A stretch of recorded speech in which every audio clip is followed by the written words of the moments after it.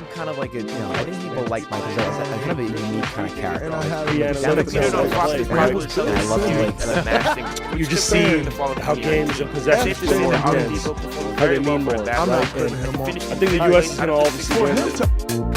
Hello and welcome back to another episode of Nothing But Respect. Before we launch into the show, obviously we're all grieving the death of Dan McQuade, Defector's visual editor who died last week at 43. It's been a really hard week for all of us and everyone's still feeling a lot of pain. Dan was someone who was in the Deadspin Defector family for nearly a decade. Like I met him, 9 or 10 years ago for the first time. And Dan was always like a very incredibly generous person in like pretty much every sense of the word. Like he was always sending gifts to people, like merch would just like arrive at my door all the time. And I think like, everyone else at Defector had somewhat similar experiences where like a vintage t-shirt you didn't know you wanted would just appear. And I think he also was like, he was very dedicated to giving his like time and energy to stuff he cared about in Philly. Like he was a prolific volunteer. And I think this was just sort of his way of like interfacing between the people he cared about and a largely indifferent world. And it's been a hard week, but it's been extremely heartening to see all the tributes and read all the obituaries, including from the day after he died, from the Philadelphia Flyers broadcast and the Sixers themselves, who held a moment of silence for Dan, which is very, very moving. I was crying on the BART when I saw that. But then what followed was an even more fitting tribute because, Dan's presence in the Defector basketball Slack was mostly just him complaining about like how the Sixers looked like absolute shit as they were up like 25 in the fourth quarter against the Rockets or something. And this sort of like loving sense of complaining was often, we often chided him for it. But on this day, the Sixers were actually playing like absolute dog ass. Like they were down 13 or 15 to the now worst team in the NBA, Sacramento Kings, in the fourth quarter. But as they mounted a comeback, it just felt like this perfect way to, honor Dan's memory. And as I was watching it, I was thinking like, it feels sort of emotionally dissonant to be so invested in the outcome of this game. But then Tyrese Maxey gets a handoff from Embiid and scores the game winning and one. And it was just like this like amazing moment of catharsis. So, we all miss Dan a lot. There'll be thinking a lot about his family. And there'll be a lot more to come on Defector this week. So, just thinking of Dan. No, that's thank you for that tribute. And I didn't know Dan personally, but just seeing the Defector universe come together, talking a little bit about people behind the scenes, like he clearly was just a beloved guy as a persona that people read, but then also as like the guys who knew him, the people who knew him just fucking loved him. So it's seems like the world lost a good guy. Yeah, absolutely. And like he was, synonymous with the city and broader mindset of Philadelphia to me, which has always been, as internet users, we've all seen that the presence of Philly is often so much more outsized in the sort of larger media imagination that it actually is. And to me, Dan was the personification of that. So, good dude. Speaking of good dudes, this week we have there's no artful way to transition out of this. Intro me, another guy that exists in the world. So speaking of good dudes who also exist in the Northeast, we have with us this week Mother Jones editor and friend of mine, Jacob Rosenberg. How are you doing, Jacob? I will just say, as a longtime Defector Deadspin reader, I was a huge fan of Dan's work. I have watched the Philly, like he put that compilation of Philly guys on TV. That was him, right? Together. Yeah. And I've watched that like countless times. And I was watching it the other night and I was trying to explain to someone like the thrill of seeing the guy who's like catching babies and he talks about like, oh, Aguilar. And this person wasn't a sports fan. And I was like, do you understand how funny this is to bring up Nelson Aguilar in this moment? And they're like, I don't. And I was like, we have so much work to do on you because you're missing the entire sphere of experience. And the other thing I'll say about that is despite like Philly's reputation, for bloggers, like bloggers have this sort of like in the era when y'all were like dead spinning it up, had this reputation of like I guess I would say like not sinister, but like puckishness combined with a little bit of edge. And Dan certainly had that as a reader, but he was like very kind. Like it's really actually rare to have someone blogging that consistently making fun of people be like, oh, my takeaway is this guy is actually really nice, you know? So I yeah, just like very sad situation, and your tribute was very touching. I've spent the last, and I think all of us at Defector have, like, Sammer will just be texting me about Dan blogs at like 1 a.m. local time. And like, I've spent the last week just reading some of his greatest hits. And like, it is so literally every blog he did is so funny in a way that like no one else could do. Like he, do you remember when, after the 2020 election, they held that press conference at what they thought was the Four Seasons Hotel, but it turned out to be the Four Seasons Total Landscaping? Dan went and attended that. And like the story he wrote was so fucking funny. And the tone he captured was just amazing. So yeah, it's been, like I said, it's been really great to just see how much he like touched everyone's lives, and yeah, good dude.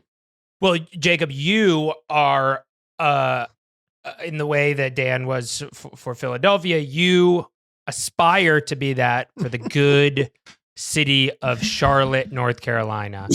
And I just want to start off at the beginning. I absolutely do not aspire to have anything to do with Charlotte, North Carolina. Like, I grew up in Greensboro, which is one of the original homes. We're going to talk about the Hornets today, but is one of the original homes of basketball in North Carolina. It used to be the headquarters of the ACC. And we always had the ACC tournaments before New York stole it, and sort of its like general fucked up ambition to make nowhere else matter in the United States. And so actually, like, I remember I think I with Sammer, I went to an ACC tournament that was held in New York, and I made a small sign like protesting on behalf of Greensboro, North Carolina. And I think UNC got beat by Virginia Tech, and I was just like, my life is pointless. I've like made a series of grand mistakes. But Charlotte, if this episode could be dedicated to things other than sports, it would just be like the psychic weight of Charlotte, North Carolina as a city, which is like, if I could pithily sum it up, is like, imagine if someone was like, Denver's the coolest place in the world, and they're like, oh, I wish this place could be Denver. That's like what Charlotte, it's just like the psychic weight of both representing North Carolina and South Carolina, being like the center of banking, but also like fundamentally so lame. And yeah, so the Charlotte Hornets being good is like a radical departure from the history of the franchise, but also from the history of this not great city. Like, definitively not great city. That is the point of Charlotte, North Carolina. Like, there's that old Onion headline that's like, man like realizes like with dread that he's settling down in Charlotte, North Carolina. This is the nightmare scenario if you're growing up in North Carolina. I'm going to end up in a condo in Charlotte, North Carolina, having 3 sons who go to NC State. Like, that is bad stuff. So thank you for letting me do that. Charlotte does have, I know I'm only reinforcing this, giving this spiel from my extremely overpriced Brooklyn bedroom, but Charlotte, North Carolina does have the vibe of like, you're reading a list that's like the 5 most happiest places in America, like according whatever, and Charlotte's on there. But then you realize that the website is like Soviet, like psyop, or some kind of like there's like ads for porn on the site, and you're like, wait, what the like? Wait, and then you're like, wait, what does it even mean for a city to be the happiest city on earth? Like it kind of falls in on itself very quickly. If like the idea of an ad by a chamber of commerce could create a city, they would create Charlotte. This is a twisted place. Like, and like there's no greater example than this, than like the Charlotte Hornets during their legendary January 2026 time, the greatest time in the history of this franchise, which I have. It literally is. It literally is the greatest time in the history. It literally is. I mean, like, we went over the stats in some text and stuff. The Charlotte Hornets have existed since 1988, with the brief pause where they missed a year or two. They have never once won a divisional title. Not a single time. In like the worst division in basketball, like, basically. Like the Wizards are there. They're in the G League of divisions, and they're terrible. Like, if you live in Charlotte, North Carolina, and you're a fan of the Charlotte Hornets, I've said this drunk to Harry at a party multiple times. Do you remember DJ Augustine in like 2008, 2009? And he's like, of course I don't. I'm a normal human being. And I'm like, you don't understand what DJ Augustine and like the Larry Brown era was bringing to the Hornets and like the Bobcats and stuff. So it's anyways, the best example is during this like Charlotte rebrand of kind of like being cool, and we can talk about Zoomer Ball and LaMelo. I have some like unnecessarily galaxy brain takes about LaMelo, is that they like interviewed a bunch of these players for like Charlotte Hornet night. And I think I sent this maybe to you, Patrick, but they're interviewing them and they're like, what's your favorite part about Charlotte? And they interviewed Grant Williams first, who grew up in Charlotte. And he's like, yeah, I'm like the lamest dude in the NBA. So like, I love Charlotte, North Carolina. And then names like a series of extremely lame things. And then every single other player, especially Conk Nipples, like, or the other guy from Duke, is like, oh, you know, like my favorite thing about Charlotte is it's like 2 or 3 hours from another place I'd like to be. Like, and they're like, oh yeah, this is a great thing because like I can go down to Georgia and visit my family, or I can like go over to Duke where I went to college, like half of the NBA, and like hang out with my real friends. And like this trash city is like a place that exists and pays me millions of dollars. So yeah, it's just psychically deadening. I have two things. One, research triangle of sadness that just pops into my head. The other is that note about being 2 hours from everything is also like the thing about Sacramento that makes it good as well. Yes. And you know, the more I think about this, the more I sense this like this sort of psychic link between the two franchises, like both purple, kind of forgotten, you know, much more glamorous places nearby. And also Gerald Wallace, according to Basketball Reference, has the second most win shares in franchise history, which is amazing and only is surpassed by the fact that Cody Zeller is 6th in the franchise index in win shares. I have like 20 minutes to talk about the Zellers, but like I was obsessed with the Zeller that went to UNC. I went to Chapel Hill. Just to give a little background of my North Carolina bona fides here. I've lost my accent a little bit, but my mom went to Duke and my dad went to UNC. So like, you know, you could have Tommy on to talk about the cult of the coach, but I grew up firmly in the like cult of the coach era of basketball. And my neighbor growing up was Gary Williams' brother. So I was actually really loved that team. And then my uncle, who's my godfather and a real father figure for me, played at Alabama under Bear Bryant. Wow. Where I like had like in my brain as a child, I was like, there are like two things a man can be. Like he can join the army because I grew up in North Carolina and like there's all these soldiers around for no reason in Fayetteville, or he can like be a coach of a college team and like yell at 19-year-old boys and like tuck in his shirt and be 67 years old. Like in my mind, I'm like this is what this is what good men are. He goes to church and he yell at young boy. But like it just like was this complete weight. So like college sports had this insane psychic weight to it, and the Zellers were like, I was obsessed with the Zellers because they could run the floor and dunk. The Charlotte Hornets took Cody Zeller 4th overall. Like it's just it's like insane malpractice. In the same year, the Bobcats drafted Raymond Felton and Sean May. They 2 UNC guys in the same draft. I love Sean May. He was like one of my favorite players of all time. I think that Raymond Felton, I said to my friend other named Raymond friend, that I think that Raymond Felton was the most important basketball player of the 2010s one time.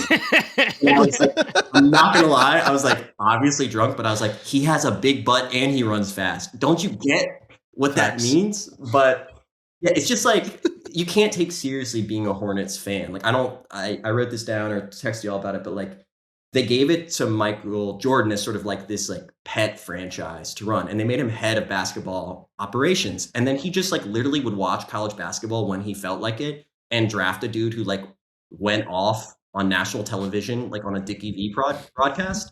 And then so like the national team, I mean the Hornets were just like horrible. When the Bobcats, they were horrible. Like there was no like even like Bibby era of like this is cute and fun, like cool. It's Michael Kidd Gilchrist, one of the most just DOA number 2 picks of all time. Yeah. And I mean, some of this is bad luck stuff, like the Kobe Bryant trade to LA stuff, but others of it are just classic Hornets. I mean, I've already begun ranting at a level that I didn't know was possible. But yeah, I just, they're a terrible, terrible franchise. Like, I think up there with Sacramento. Like, do you think that Sacramento is now worse than the Hornets because we've got new owners? Must be, right? Yeah, definitely. I mean, the defining thing with the current Kings right now is that like they are probably not capable of pulling off the rebuild because their owner is too stupid. They're also like about to be in the luxury tax, and again, they are 12 and 39.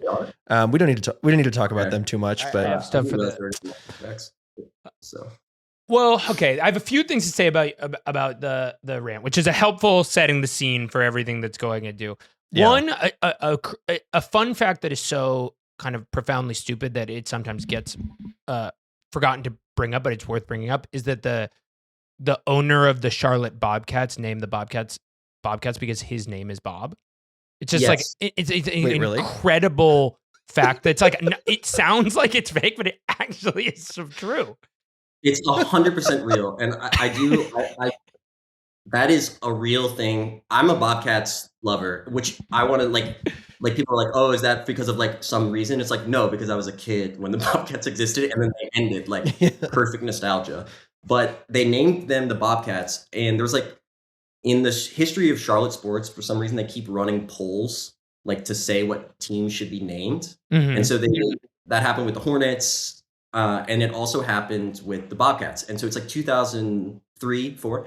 And so this will become relevant. It's like in the middle of the Iraq War. And they want to name them, the thing that gets the most votes is the flights. Because North Carolina has this thing where they're obsessed with people flying for the first time at Kitty Hawk. So that's what wins the most votes. And this is my understanding of it, so it might be a little bit wrong. But he's like, no, it should be named after me. Bobcats. My name is Bob. Because of the Iraq War, and the idea of flights were like interspersed with the bombing campaign in Iraq and Afghanistan, and like we don't want to like so like imagine he shows up to me and he's like, guys, let's think about Iraq. We can't name it flights. Let's go with Bobcats. Let's go with my name. So that's my understanding. The flights thing got shot down because of Iraq.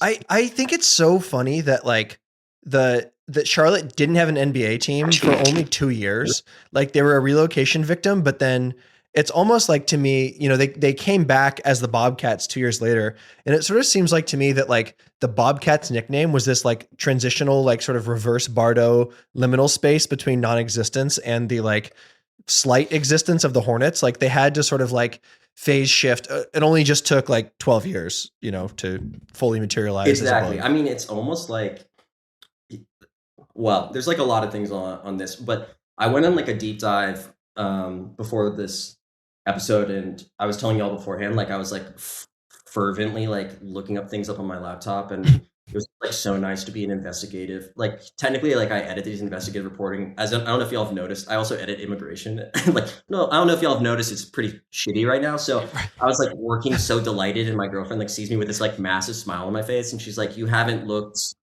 delighted by your work in like forever. What's going on?" And I'm like, "I'm doing investigative research for this podcast." And she was like, "How long are you going to speak on there?" I was like, "I don't know, like an hour." And she was like, "Does anyone want for an hour?" But anyway, so I went down a real rabbit hole, and I remember this from when I was a kid, but the original owner of the Charlotte Hornets was this guy. Let me make sure I got his name right. It's Shin is his last name. Shin, but something so, Jerry Shin. George Shin. George Shin? Greg Shin? So we just called him Shin when I was a kid. I don't know why. But was there any kind of like Schindler's List? Anything there? Yeah. We're going to get to like, but all right, keep going. Sorry. I got you. So this is like the era of the NBA where like the owners are like, these American gentry types. So George Shin is this guy. He like is like makes this money by buying all these like private business colleges. He conglomerates them together, sells them, then uses that money to invest in real estate and car dealerships, and becomes like, not insanely wealthy, but a millionaire basically. And then what he does is uses that to invest in a series of sports teams, including he tried to create an NHL franchise in like Norfolk, or like on the coast in Virginia. So he's just like basically this like not super wealthy, but wealthy enough kind of guy that existed in sports at the time. And he's building off of this thing called, like I mentioned, this Greensboro had a team called the Carolina Cougars. And they're an ABA team. And they were fucking good, dude. They were really, really good.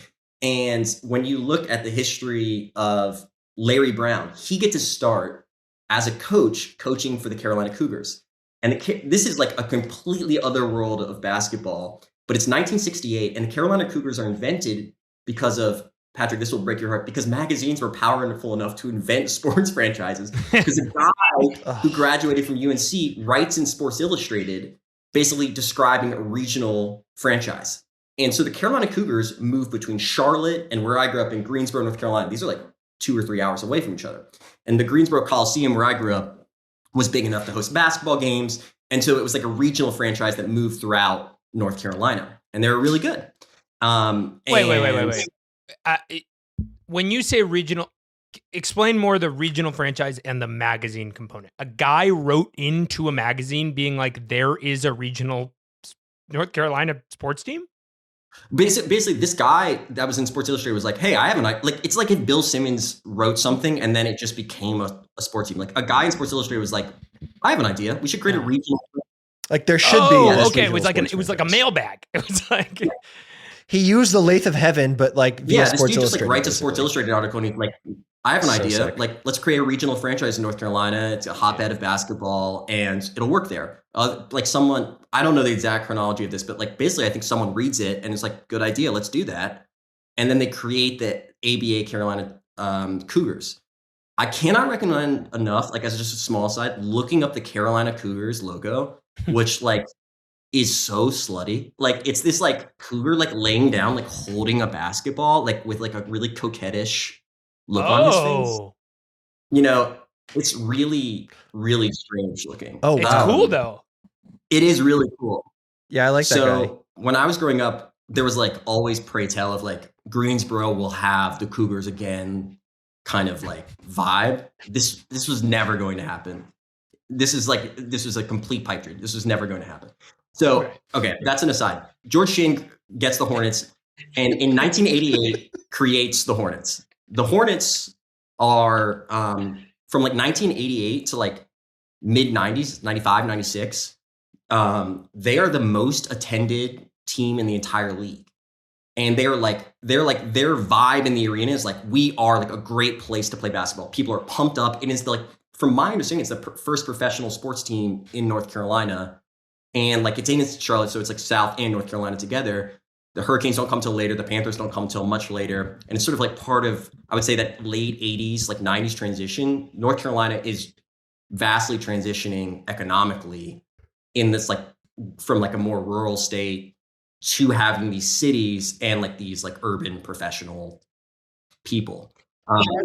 Charlotte is materializing as a great American metropolis. And basically what's happening, okay, I can nerd out, but like, yes. No, keep going. This is good. Charlotte's going from like suburban to urban in this way that's like insane. And it's like, it's concentrating into the city. And so like Bank of America is concentrating into a city and you're seeing like North Carolina become a state that's about universities and banking instead of about like furnitures, tobacco, and mill towns.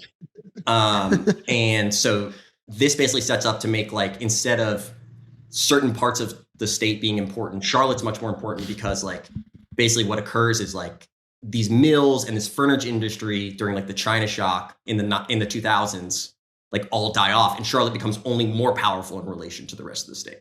Okay. I promise I'm like, this is why I'm telling you, like, I realize I'm a nerd. I'm going to get to something interesting in 2 seconds here. But so like, you have to remember 1992, they draft Alonzo Mourning. So he starts at the Hornets. And so that's why later on during the Bobcats era, when they draft Okafor, it's sort of like, this is our thing. We play basketball with a big ass dude. And like, we have tiny little guy, like Muggsy Bogues or someone. Got to have a tiny guy. Small guy, have a white guy, Rex Chapman. Absolutely. You know, this is what we're all about. Like, and so during that era, it's like highly attended, whatever, and it's like super fun. And then in the mid 90s, George Shinn like ruins the franchise. Like not casually ruins the franchise. Like he's threatening to move to Fort Mill, South Carolina. He's like threatening to move to the smallest state possible because he can't get like public taxes. He like won't pay anyone anything. And like throughout the late 90s into the 2000s, like every player keeps on getting arrested. Even, and like this is pretty tragic, but like we have this guy named Bobby Phillips famously died while he was on the Hornets because him and other players were drag racing their Porsches together. And so That's cool. like it was like horrible, and to the extent where like Alonzo Mourning is in the newspaper on record. Impossible to imagine a player doing this today, shit talking George Shinn and being like, yeah, it's like I've left the franchise. I left because George Shinn is a terrible person. He's ruined this. Also, the one other thing is this: George Shinn at this point is again dark. He is not convicted. He's just arrested for sexual assault, but his case plays out as one of the first cases on court TV. So it becomes infamous as this thing that like plays out on court TV for like in the early 2000s and in the late 90s. So this dude goes from like the king of Charlotte. I brought North Carolina and South Carolina, its first ever sports team, to like I'm the worst owner in the NBA. I'm like publicly known as an awful, awful person. And like, you know, I've just ruined this sports franchise. And then back then, he also was like in the 90s, Michael Jordan was like, hey, I'd like to buy in. And we didn't know at the time, but also ruin your sports franchise. And they were like, no, you're too cool. And you'll like make me less cool. So he like pushes him aside. And so George Shinn then moves them to New Orleans as the Pelicans in the early 2000s because of this like lack of stadium deal. And it's just like a run of like terrible luck for the Hornets. I would say like the Hornets mascot is this guy named Hugo, and like right after they name him Hugo, like a hurricane hits, and like it's one of the worst hurricanes in North Carolina history, and they name it Hugo. It's like a year after they named their mascot Hugo. Like they named their like the Hornets name is from this like thing that this saying that's like during the Revolutionary War that the Hornets, like this general comes into Charlotte and he's like, after leaving and fighting these guys, it was like a battle of Hornets. And then like later on it's revealed that that's an apocryphal quote and he never said that. So like the entire city of Charlotte is like based off of an apocryphal quote. I'm like, this is like these are bums. This is a fucking bum franchise. Like they should just like quit and restart. Wait, so I sort of have a kind of a question here, because I feel like you've described this like profound spiritual rupture. I really appreciate this like long history. So I guess I wonder, like, what do you think has caused these sort of fortunes to reverse? Because what we're seeing now is good, like competent basketball. And I guess maybe I'm basing too much off of like a 15-6 stretch or whatever, but like it doesn't feel like that right now. This part won't be as long because I've done less research on this, because there is the dead years it's like the Michael Jordan.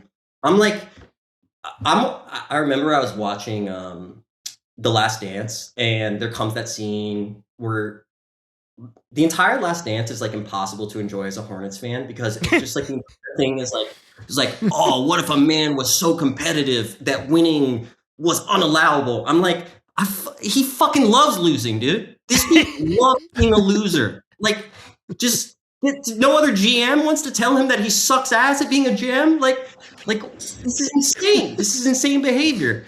And so what happens is Michael Jordan.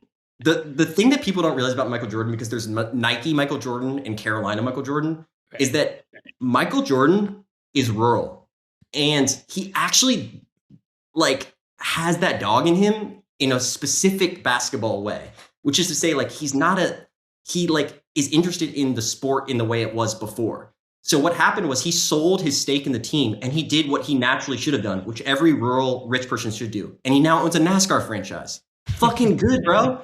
That's great. That's where you belong. Like, and you know what he's doing in NASCAR?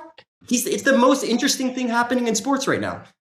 Michael Jordan sued NASCAR, and he's revolutionizing NASCAR over there. Something he never did at the Hornets. He sued NASCAR. It's become a massive lawsuit, and they had to restructure the entire franchise model of NASCAR. He got a dude fired because in Discovery, it came out that the head of NASCAR was calling all the owners crackers. Like, incredible work. Where was that guy, dude? Where was that guy when he's in the Hornets? Okay, so Michael Jordan leaves in 2023. And then we have, like, for the first... After drafting Brandon Miller over Scoot, which everyone thought was stupid just because it was Jordan doing it, and it turned out to actually have not been stupid. And I just want to say very specifically, it is the rare case of good college guy being better than NBA prospect guy, which I think is like Brandon Miller is the exception to the norm there in some ways. And he was filthy at Alabama, and he's like still, now that we're like actually talking about the Hornets, like partially is like the NBA is designed to, like, if you are asked for long enough, despite like the derivative financialization of picks, like it is hard to not be able to draft high if you're as bad as the Hornets. And they have drafted high a number of times and ended up with like a few good players. And luckily, like the last few have been sort of like post-Jordan era.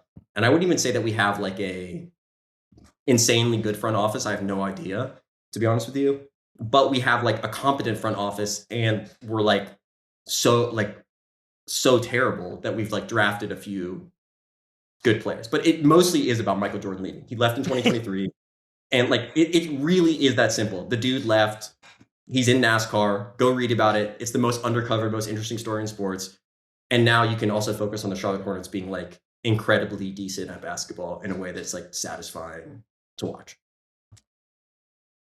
It's very satisfying to watch. Like, also, I gotta say, I really appreciate this, like, this long history. And as I'm thinking about Brandon Miller, he reminds me of Michael Porter Jr. via Harry Krinsky in a way, where like Harry made this big point about how maybe people are overrating Cam Johnson just because of like the podcast appearance delta.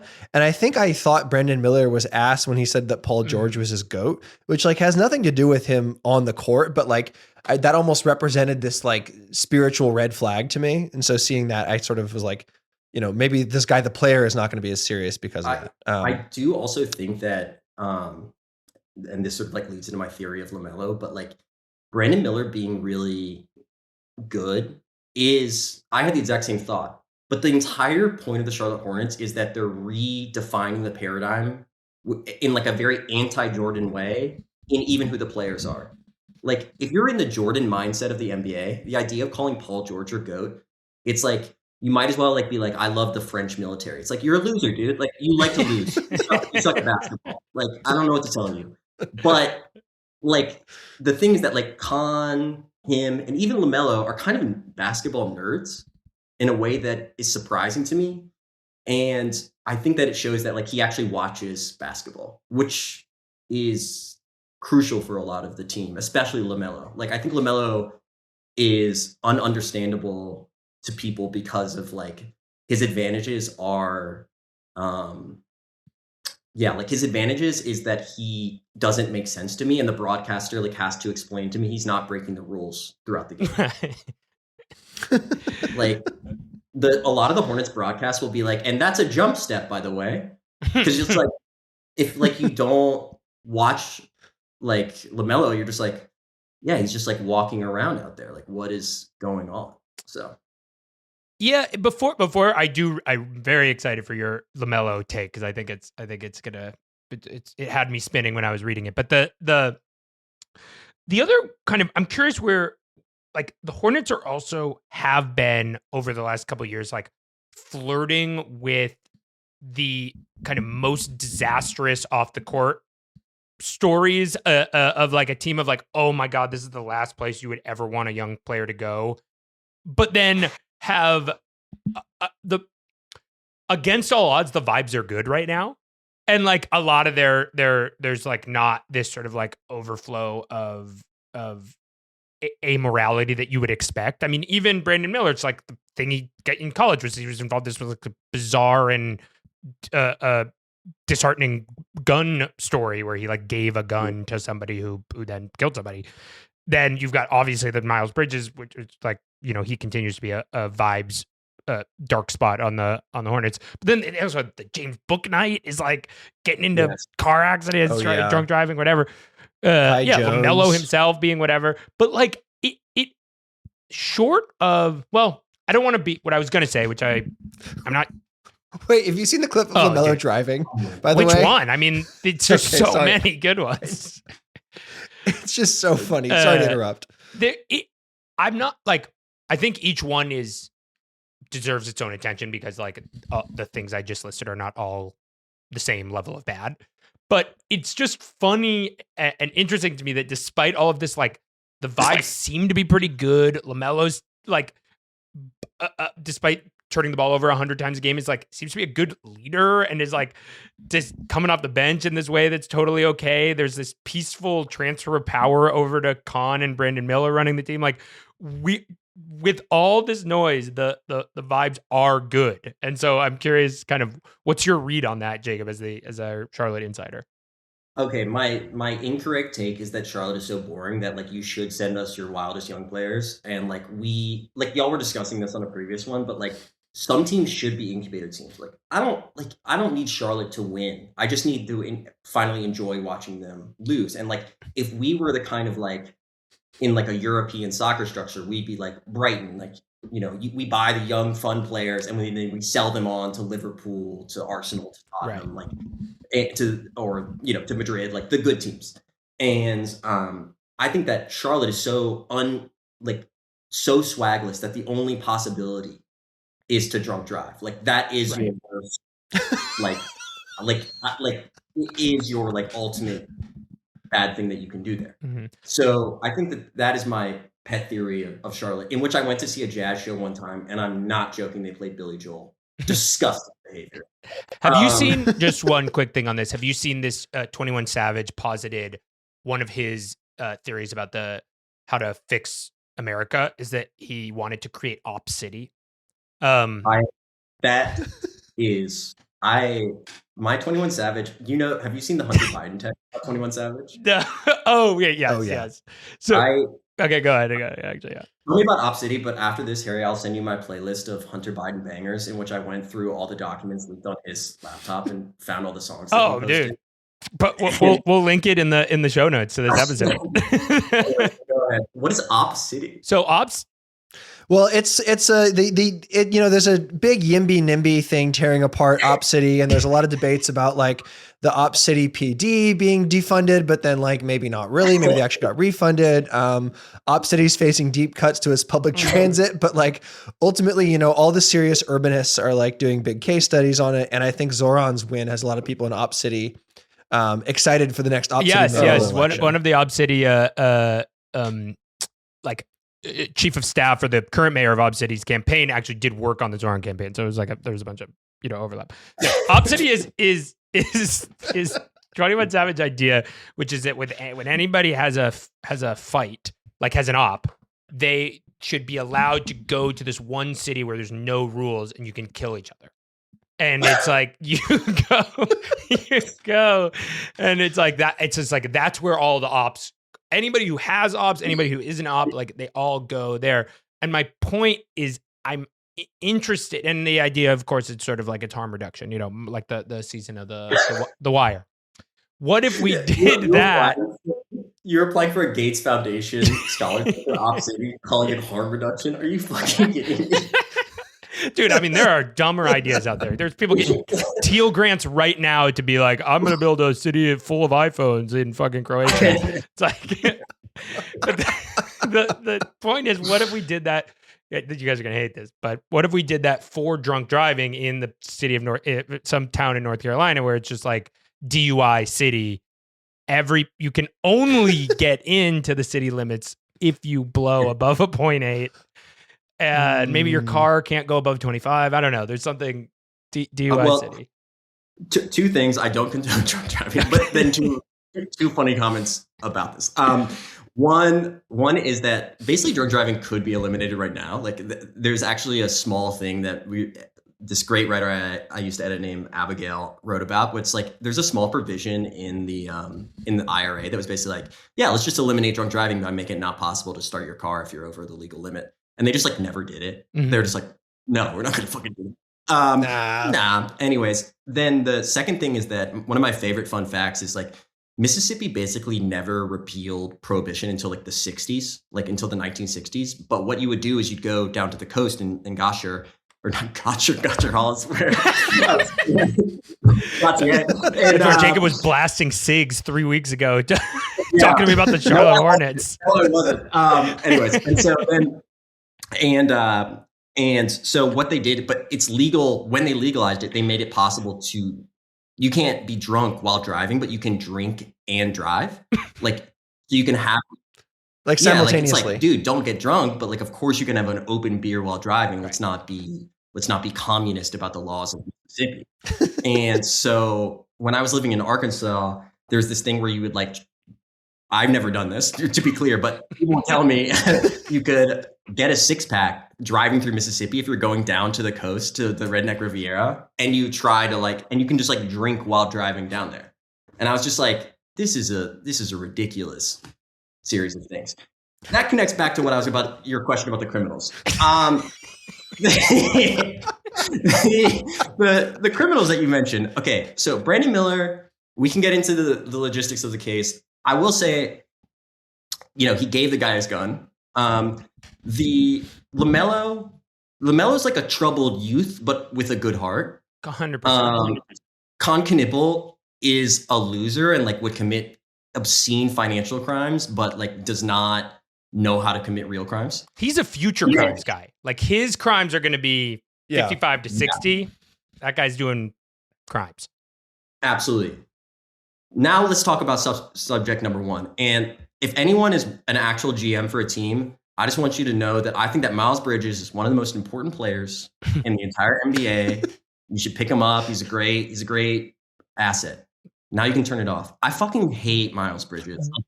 There is one NBA GM who I do think has. Yes. Yeah. Okay. Well, he should pick up Miles Bridges. He's a great team guy. You should also look up his rap videos, which aren't the worst rapping that I've ever heard in my entire life. And Miles Bridges is a criminal, and like, he's done bad things reportedly.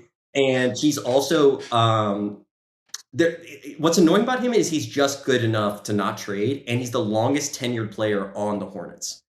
And so he was firmly a guy who was good in college, has made it into the NBA, is fine, like genuinely is pretty good, is part of the core a little bit, but is deeply unlikable, has done terrible things. And also, I cannot recommend enough, if you hate Miles Bridges as much as I do, before game, like after he has a bad game, I'll watch his rap videos and I'll just be like, I hate you, dude. I hate you. And I hate the way he plays because he's sort of got this like, his shoulder, like his arms are always up, like he's like sort of got that thing going. I don't know. He's just deeply unlikable.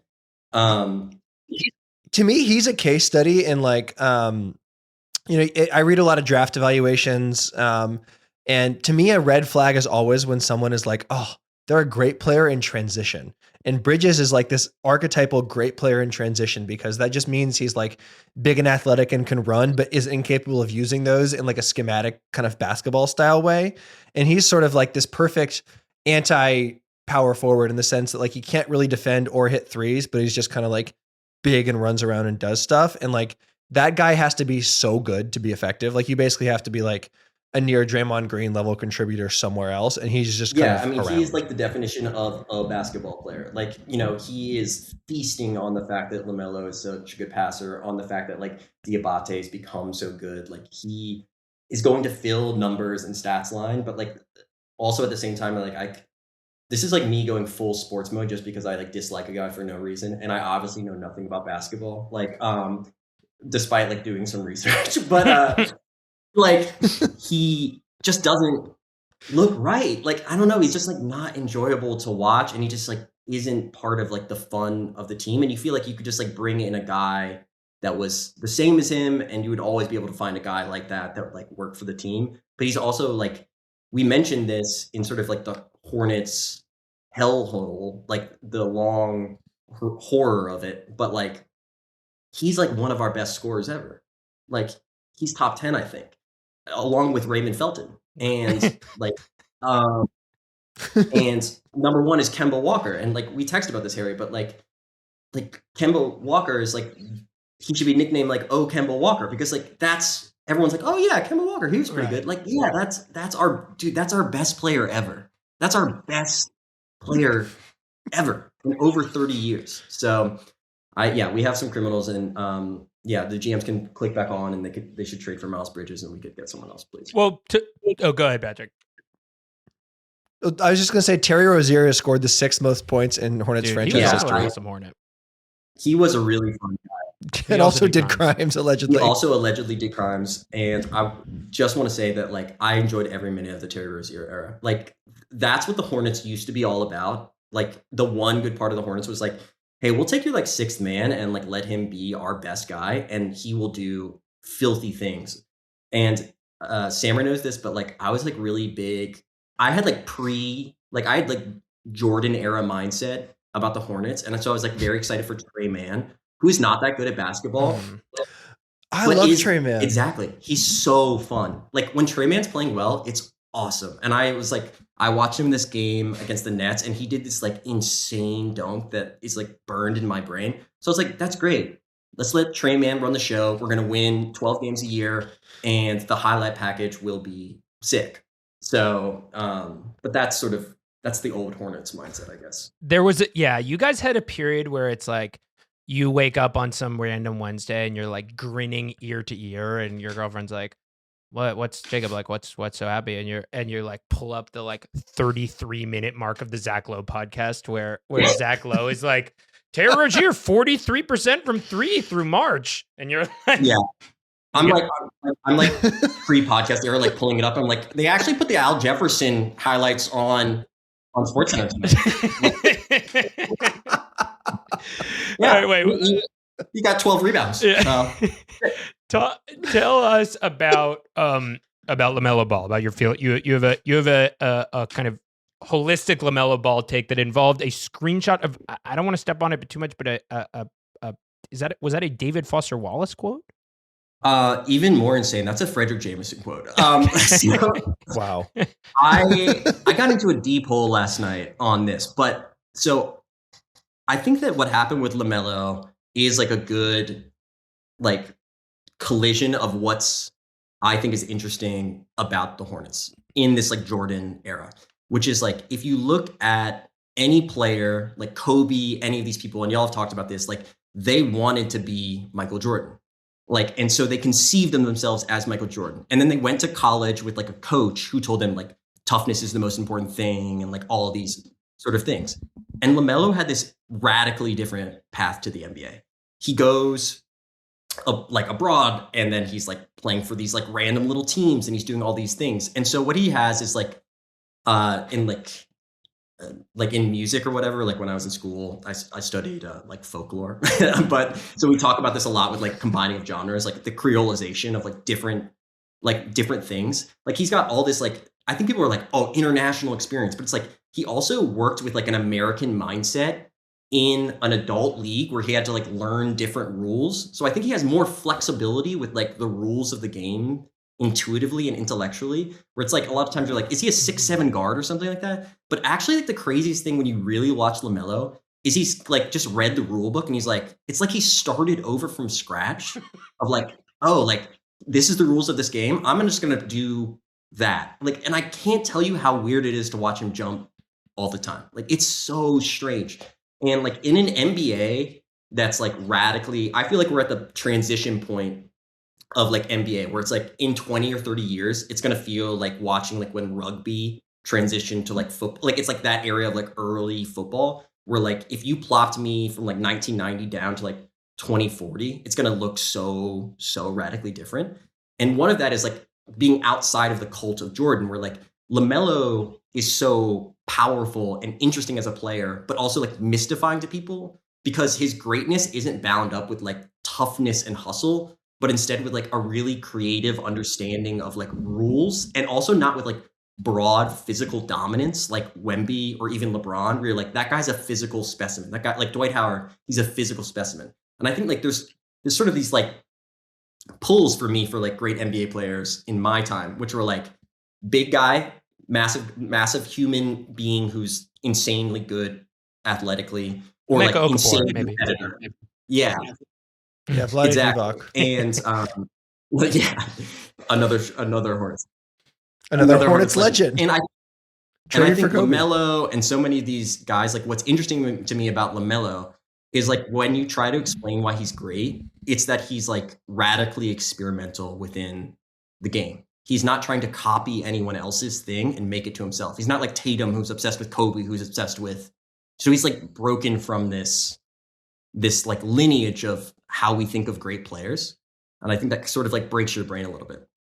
The quote I put in here is probably a misunderstanding, but like I was at this party, and Harry, you'll know this, but like someone quoted Frederick Jameson at me, and I'm like 75% sure they misunderstood Frederick Jameson. So I didn't understand Frederick Jameson either, but like in like a weird moment, like went home and downloaded postmodernism, and I was like, I'm so tired of people saying the word postmodernism and like not knowing what they mean, like, and pretending I do. I'm going to read this book. So I'm like halfway through, and I'm probably fucking this up, but what Jameson talks about a little bit in here is like pastiche, which is basically like there was satire and those are satirizing real beliefs. And you're like, you really believe that. But there's this other thing that's like pastiche, which is like the situation, like it's almost like you're referencing a history, but like not like you're playing in the styles of the past, but not even because you really believe them. You're just kind of like playing with the styles. Mm-hmm.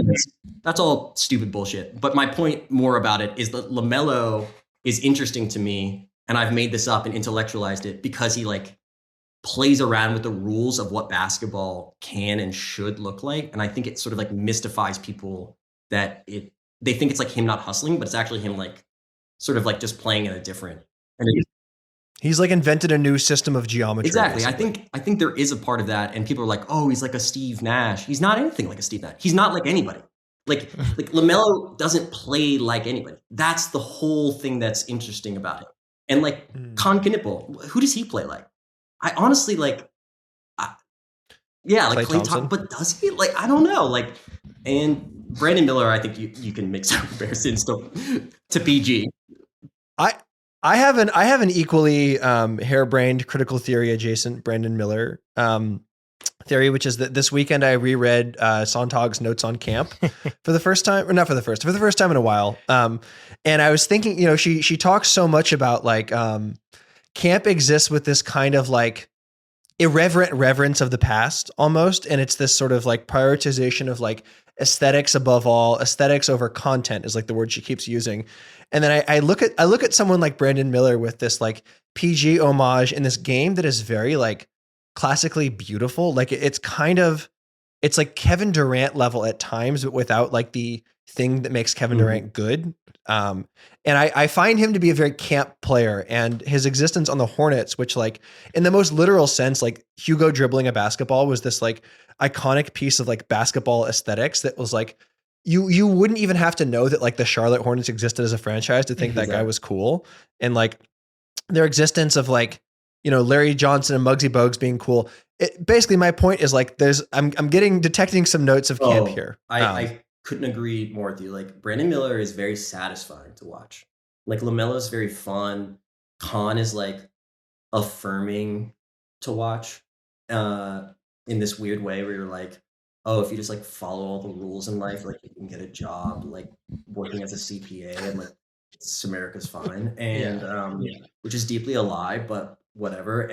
But Brandon Miller's like got this like stutter step start stuff. He's very silky. It's very satisfying. You're like, oh, and he doesn't have this like physical dominance that Durant has, but I definitely would say like he's got this slyness about him that's really, really fun. Yeah. Satisfying is the word. The LaMelo thing, I do really like, and a few things it makes me think of. There has always been this mystery around LaMelo, which is he plays in this way that is like sacrilegious to basketball OGs or whatever, and like he kind of plays like a kind of guy we think we wouldn't want to play with, where it's like he takes all these weird shots, etc.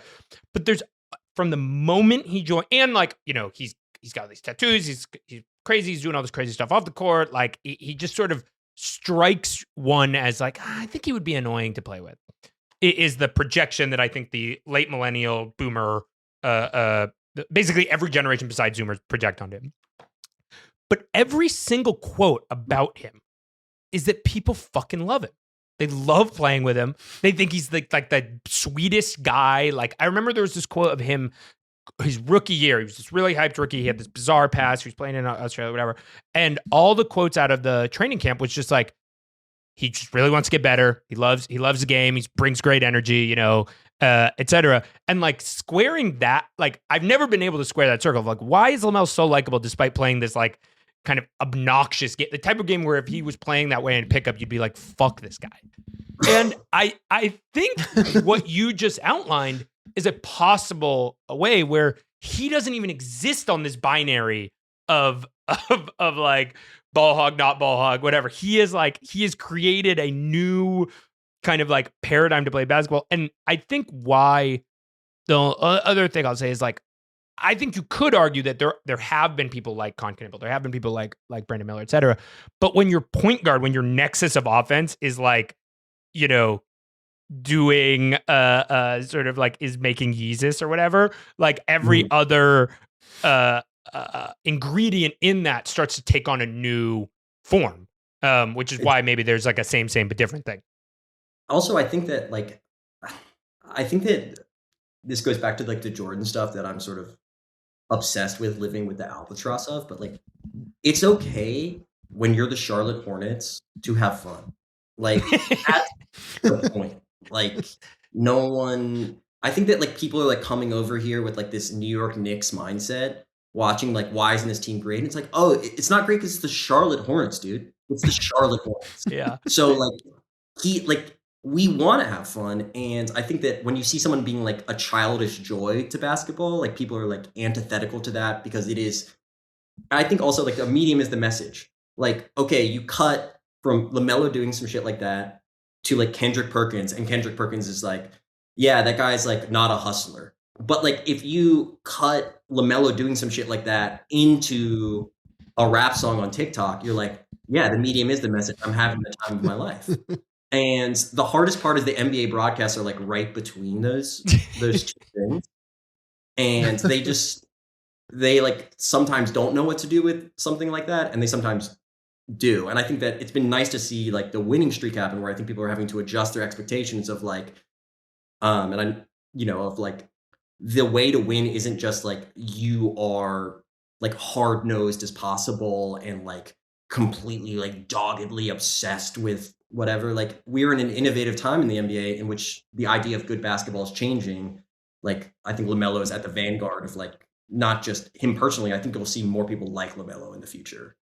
I think one of the as someone who's been a sort of longtime LaMelo skeptic, and I've gotten in arguments with our lawyer Ox Portello about this many times, because he basically has said the stuff you have said, but then is also like it's good. Is that like I've sort of been skeptical that like what he can do can actually help you like win basketball games at a meaningful level. And like that's like happening now, but I think when I really drill down and like think why I think this, it's that like that guy should be like one of the best players in the NBA. Like he's so big, so athletic, has like this incredible, passing vision, touch and shooting. And it's like, I'm measuring my expectations against what I think his potential should be. And like, it's not so much that he's like this goofy guy. It's that I look at him and I think like this guy should be like a transcendent player. And instead he's just like around. I think that's totally right. Like, I think that everyone looks at LaMelo and they're like, they want to be like, son, if you just like believed in yourself and stopped horsing around out there, you'd be a hell of a player.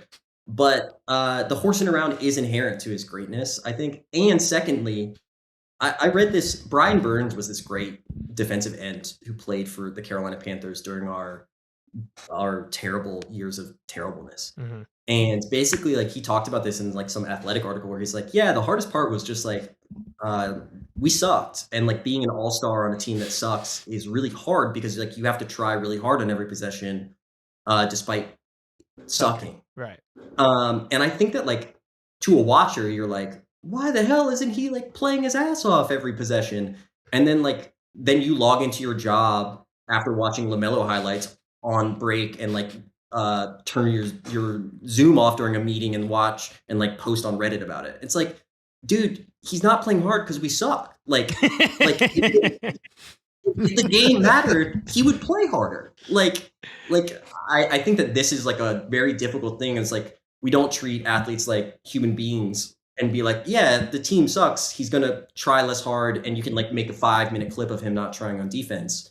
Like I just can't repeat enough. Like we really need to put LaMelo into the context of the Charlotte Hornets, which is radically changing before our eyes. And as like within a year or two of it changing, you're seeing like, oh my God, like the way he can distribute the ball, the way he's passing it, like all these like new things and experimentation that he's done, like is opening up the way that the team plays in general. And I think like my hottest take is like people are like, I think that you will see the Bill Simmonses of the world like say like, oh, this is Con Knipple, like really teaching these guys like how to play. Oh my God, yes. And like I just want to be. It's kind of already happening. I got to say that like their one national TV game was like a Tim Legler just jerking Con Knipple off. I like Con Knipple. Me too. I like him too. Yeah, he's a very likable, not star of the team. But if I hear like one more person being like, Con Knipple's gone in there and he's like fried some fucking cheese and taught these fellas like how to be real Americans, like shut the fuck up. LaMelo's filthy. Brandon Miller is filthy, and Con is a great third star on a team who can help facilitate the offense. But the reason he's so good as Rookie of the Year is because he's on this team with like two guys who are ready to have a third guy. Like Cooper Flagg is better than Con Knipple, and everyone knows that because like we all watch them at Duke together, and Cooper is much better. And the reason that Con looks good is because he like plugged into a system that like makes sense around him. Not that he created this system because he's the one white guy on the team. Like it's just so stupid.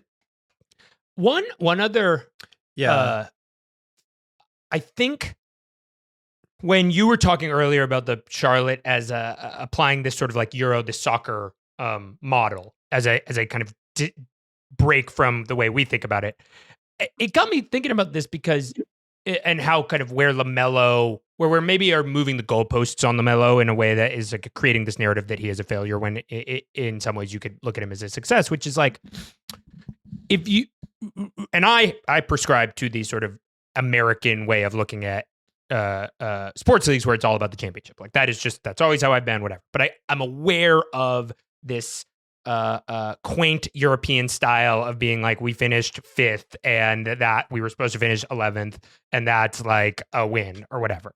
And I'm kind of looking down on it a little bit, but if you do apply the idea where like the Charlotte Hornets are supposed to be more like a Brighton than they are supposed to be like an Arsenal, and what success looks to them is like maximizing fun and interest and aesthetics within what they have because they are not Arsenal or they are not Man City or whatever, then you suddenly start to look at LaMelo and the Hornets as like an enormous success that they have been able to, build a new fun style and maximize what they have and kind of like push the game because they have the boundaries of being a smaller market, et cetera. And I just think that's worth like considering rather than like, can LaMelo help you win a championship? Probably not. Which whatever. Yeah. You just end up going around in circles on it. And it's like, I think that the other thing that's important about like the aesthetics argument of so much of this is like, I think I'm particularly like bullish on this and will take it all back as soon as as soon as LaMelo doesn't hustle enough in like a play-in game, and I call him childish and immature, and then cry alone in my apartment. But like, you see Con Knipple die for that loose ball. Yeah, like, do you see the way that Con Knipple like believes in himself? I don't know. But anyways, so I think that another part of it is like I've done. Not that I've been like a diehard Hornets fan, but I've done the losing while looking bad thing for so long that the losing while looking fun thing was fun even before this winning streak. Like it's enjoyable in and of itself. Like I don't think that it can be underrated that basketball is like the regular season isn't fun. The playoffs are fun. The Hornets don't go to the playoffs, dude. Like Like, I'm telling you, I'm in like a flop sweat about the preseason tournament. I'm like, reigning champions preseason tournament, brother. Like there's not a lot to root for here. I think you have to take the wins where they are. So I'm fully on the LaMelo bandwagon because as someone who wants to be an NBA fan but has been like not allowed to be through like self-respect, like you can't. I don't know. Someone was like, "Why aren't you watching the Hornets all the time?" I'm like, it's like, dude, you're asking me to like be in a relationship with someone who doesn't take me seriously as a person, like in the Jordan era. Like you're asking, like she's not showing up. She's not being a valuable, reliable partner in the equation. And I think LaMelo, I think he's a reliable partner. He shows up. He sells me what he is. I understand the expectations, and he meets them. And I've chosen to be part of it. Whereas like under the Jordan era, it was sort of like he was like, "Oh, this is going to be all about winning," and then like I'm like, "There's no winning here at all." So I feel like the equation as a fan, it's like you just really need to buy into what the relationship is, and I feel like in this era, I'm bought into the relationship. LaMelo he's got E&M in the bio, and you're just like, at least you're fucking saying. He's being very upfront that he will have sex with other people, and I'm accepting that willingly. And it's all about communication. It's all about communication. Wait, speaking of communication and the experience of watching the team, the one Hornets thing that I unambiguously detest is Eric Collins. You know, bless his heart, he shows a real enthusiasm for the game, but there is just like if I was to be watching a Eric Collins broadcast on my TV with other people in the house, and he just goes like, for like a mid finger roll layup to cut the lead to 17, I would be like asked to like, you know, give up public TV privileges for months. Like it would be so bad. People would fucking hate it. It's like, I can't stand, it's the mismatch of enthusiasm with stakes, where it's like, it's just any sufficiently like decent highlight. It doesn't even have to be like a great highlight. It just meets with this like total histrionics, and it just devalues, you know, other parts of his call. The one I did like was when the Hornets lost on a buzzer beater, and he just goes, "Oh no!" That one was good.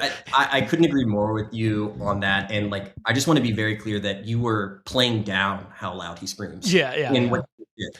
Like, and so he's the Hornets play-by-play guy.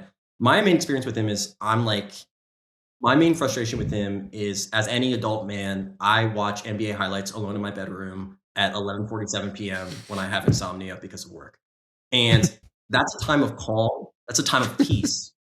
And that's a time where every man should be allowed to watch highlights of their favorite basketball players and then the entire game of certain UNC seasons in a calm reverie. And this motherfucker is yelling, like just screaming during every single one of these. And it's just like, you're ruining a whole lifestyle. Like, it's so fucked up. Yeah, he and Del Curry were doing one of the in-season tournament games between the Magic and the Heat, I remember. And Desmond Bane hit like his third 3-pointer of the game to put the Magic up 5. And they were talking about him like he was like peak Wilt Chamberlain. Like it's just totally mismatched with like what is happening on the court. Harry, are you debuting your Curry take, by the way? Or is that... we can talk about it, definitely. But let me just first say this. I might not be a reliable narrator because I am on the record as liking the Warriors broadcasters who have been voted by like pretty much every anonymous poll as like the worst broadcasting of the 30 years. They're so bad. I fucking like them. I don't know. Kalanau's Buki. He has some very astute observations in his Buki's bifocals hit that he sometimes does. I love the Charlotte guys. I love it.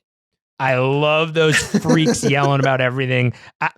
It feels like everybody else is doing like podcast audiograms, and then they figured out that you need to have like video, or like you need to have like video of a hydraulic press like killing a AI baby or whatever it may be. Like they are operating on like I'm a baby who's like struggling, and then they gave me the fucking glasses. Now I can see. Like they are calling the game in the correct tenor.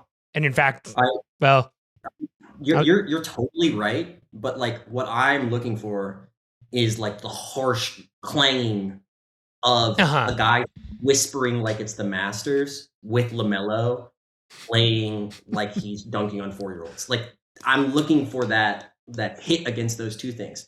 So when he's matching the moment, I feel distressed. You know the geese that there's a bomb in my car. It's like Eric Collins being like, Miles Bridges. The one that really hurts. There's LeBron in my car. Yeah. I think I'm stealing that from you.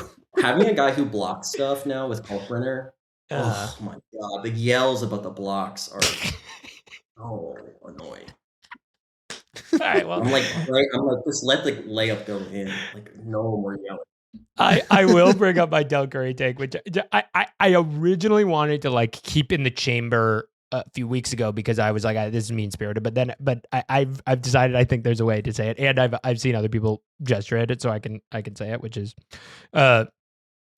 the Del Curry is a guy, believe it or not, who Jacob, a confirmed knower of the robust history of Charlotte Hornets, has not brought up, oddly enough, in this franchise start history, is being as having his jersey retired. And I posited that is it possible that Del Curry is being retired as a way to win over Steph Curry in the twilight of his career, in the kind of pipe dream of Charlotte Hornets, wanting Steph to kind of come and ride out off into the distance, and Steph Curry, Charlotte's most famous resident of all time.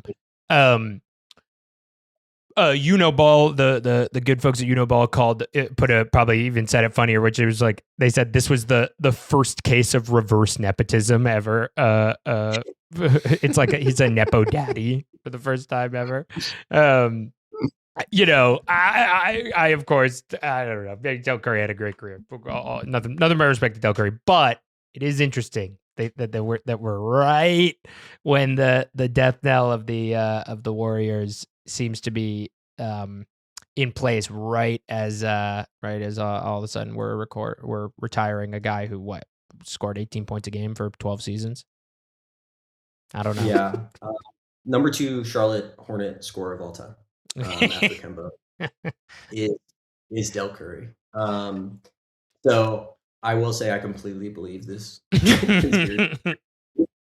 And I don't even know if it is conspiracy theory. Like, I think that this year before the Panthers playoff game, like Steph Curry did like the intro in which he was like, bang the drum, keep pounding, this is Carolina or whatever. And I firmly believe that this is like part of like the plan. I mean, he's got the Davidson. He's like the Davidson athletic director. Like it's Curry Industries is moving to Charlotte. They're gonna give him a Curry tax break of some kind. Maybe they probably already fucking do.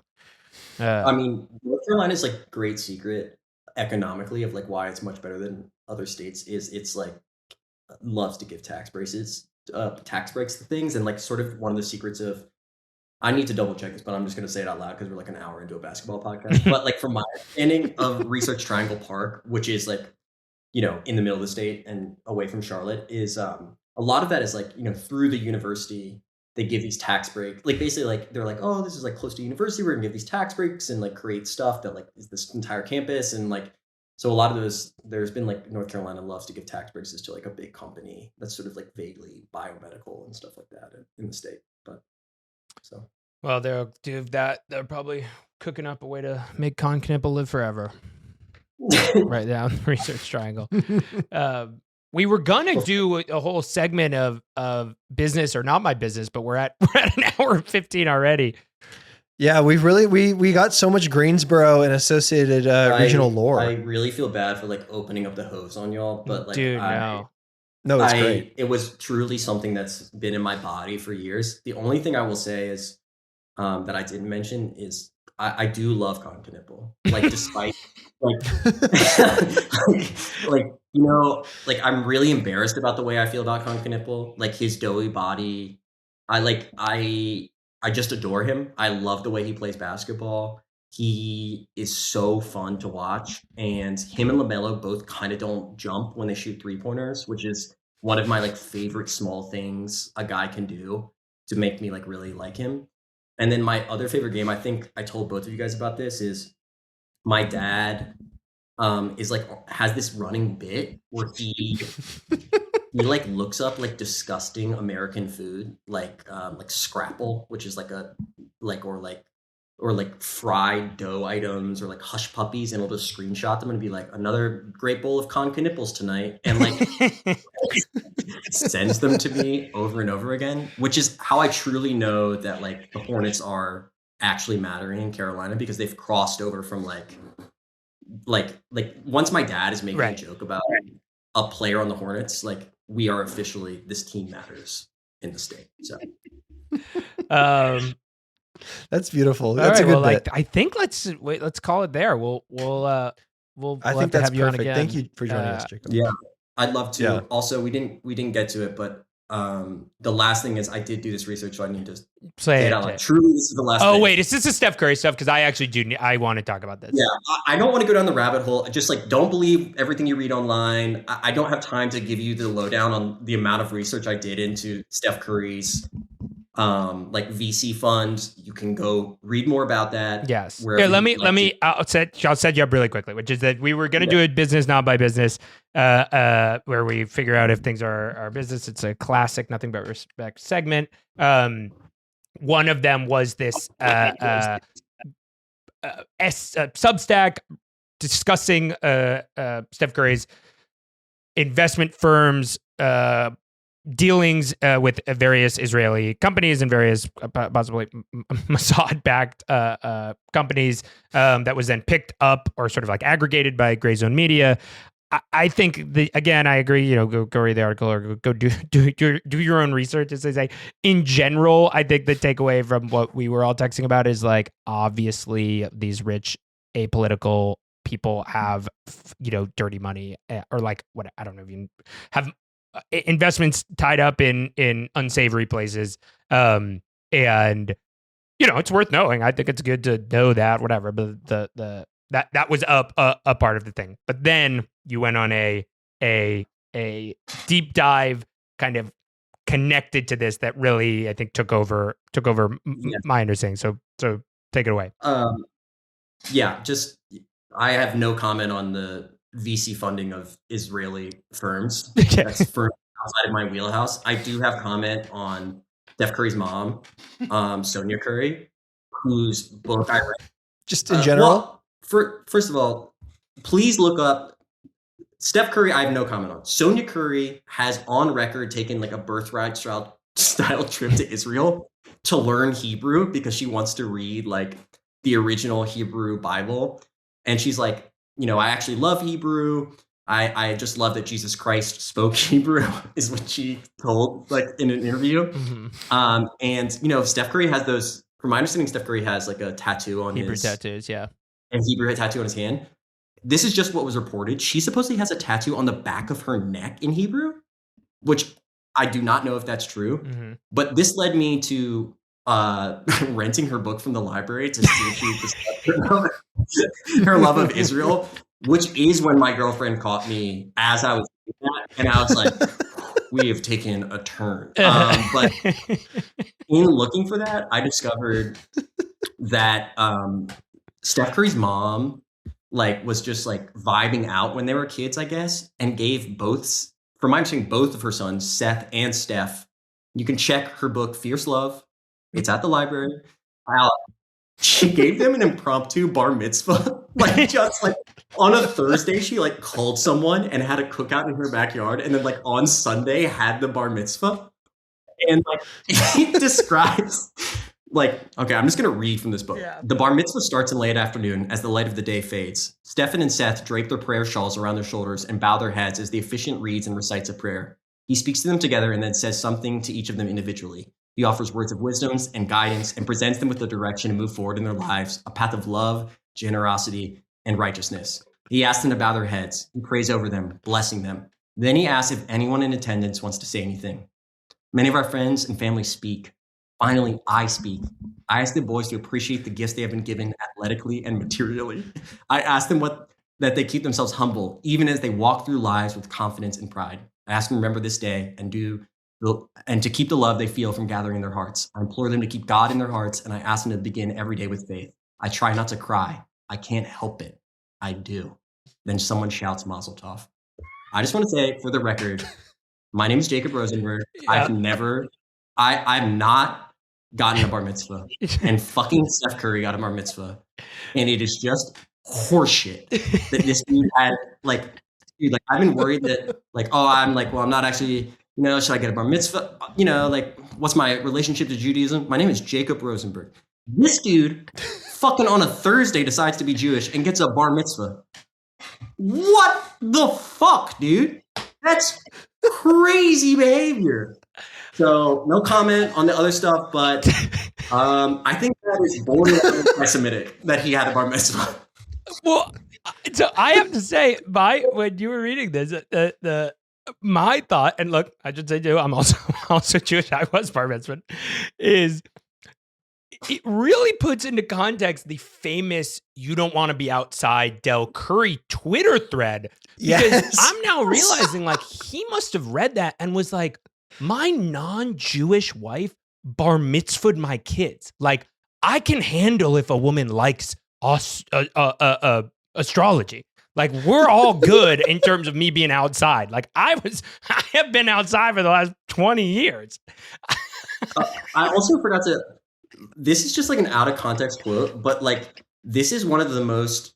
This is when you know you're in the danger zone with someone writing about Judaism. She just says, this is a sentence in here. I have always been intrigued by the history of the Jews, and I've been fascinated by the Hebrew language. Red flag. No. Stay away. You're not allowed to. Calm down.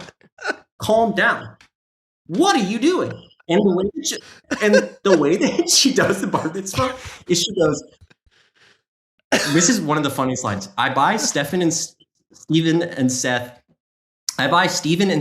prayer shawls, and I purchase a simple, user-friendly book of traditional prayers and songs. What the fuck is wrong with you, dude? You buy a user-friendly book of traditional prayers and songs? The entire point of the bar mitzvah is you have to learn Hebrew. That's the whole point. What are you...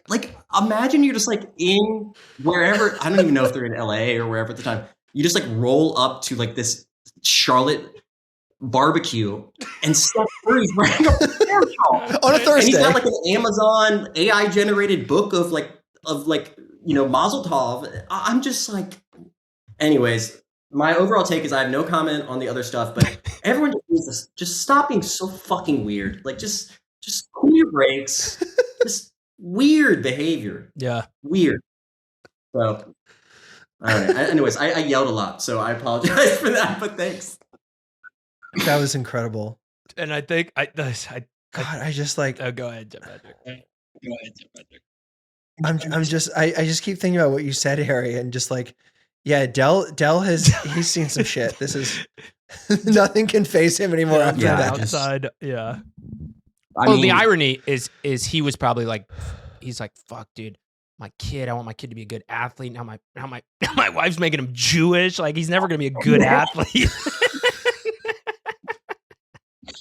I have absolutely no comment on that at all, except for the only thing I'll say about that is my Jewish father told me, his Jewish enough son, when I played YMCA basketball, church league basketball as a kid, and I was not tall but much fatter than the other children at the time, and so I was putting up Sean May numbers, which is just I got 23. One time I got 23 rebounds and 4 points because I kept on I missed I don't know if you remember you play church basketball and you throw it against the backboard if you suck at basketball and you just get your own rebound 7 times. Yeah. So basically that happened on 5 possessions, and we're driving home and my dad's 20 plus rebounds. That's huge.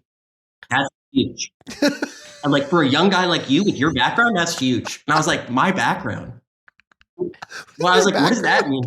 He's our people, we're not, you're going to write, you're going to think, you're going to be a thinker.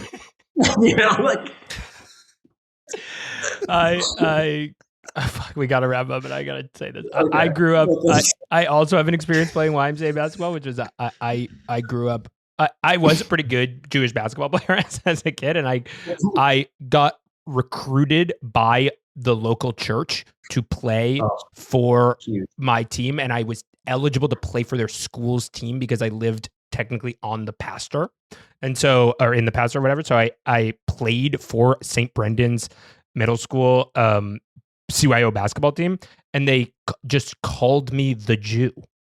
I was just the Jew, and it was like these 5 Catholic boys. Many of them are police officers and just doing their things in San Francisco, and I was just the Jew. I couldn't relate more to this story in which I was talking about like high school bullying nicknames, and I was like, they called me Rosen Jew, and my like other people around me were like, yeah, well, what's the joke? And I was like, oh, that I was Jewish. You don't get it. You're not locking into the joke. I grew up in the South, and the joke is that I was Jewish and I had a unibrow and a full beard, and I was 7 years old. You know, so like, yeah. All right. This is sort of related, which is that when I grew up playing basketball in Sacramento, most of my experience was playing for like the Asian church leagues. Like the best competition around was like the Japanese Methodists, the Buddhists. And I played for the Chinese Community Church. But the best competition was like the travel teams, when you would go to like LA and the Bay and play like the real good teams, but you were not allowed to play unless you had like Asian heritage. So I would be like, one of the best players on my team. And then for the games that mattered, I just had to stay home and I wasn't allowed to go to those. Yeah. That's heartbreaking. Yeah. This is such a good end of episode digression. Yeah. I'm really excited that we all wrote first person college applications about being bullied. Yeah. All 3 of it. Yeah. Well, listen, Jacob, I would say you have vaulted yourself into instant Hall of Fame NBR guest status with what you've brought today. Where can the people find you? Where should they be looking? In much different in vibe and characteristic stuff, please. I don't know if you guys have seen, the world's doing not so good, and my day job is that I edit politics and immigration coverage at Mother Jones. So please check it out. I edit other hopefully good NBR cast, Eamon Whalen. So check his stuff out. He's always doing fantastic work. And then I don't know. You read the news. I'm around. So yep. I'll see you there. Thank you so much. Yeah. Amazing debut, Jacob.